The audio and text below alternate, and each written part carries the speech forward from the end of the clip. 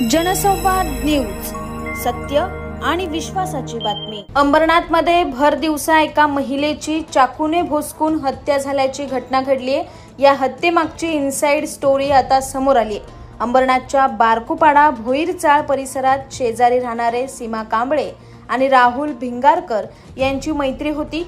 सीमाचा नवरा तिला सोडून गेल्यानं ती 13 वर्षाच्या मुलीसोबत एकटीच राहत होती। बेबी सिटिंग मध्ये काम करणाऱ्या सीमानं राहुल यांच्याशी असलेल्या मैत्रीतून त्याला 2.5 लाख रुपये उसने दिले होते।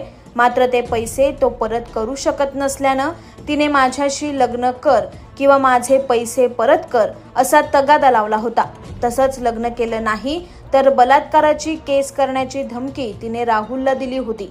या दुहेरी कात्रीत सापडलेल्या राहुलनं अखेर सीमाचा काटा काढायचं ठरवलं। सीमाला अंबरनाथ स्टेशनच्या भीमनगर परिसरातील साईबाबा मंदिराशेजारच्या पायऱ्यांवर तो दुपारी भेटला। तिथे दोघांमध्ये वाद झाला आणि राहुलने सीमावर चाकूने सपासप अनेक वार करत तिथून पळ काढला। यानंतर तो स्वतः जाऊन पोलिसांसमोर हजर झाला असं सांगितलं जातंय। दुसरीकडे गंभीर जखमी अवस्थेतील सीमाला लोकांनी उचलून जवळच्या खासगी रुग्णालयात नेलं, मात्र तिचा तिथे मृत्यू झालाय।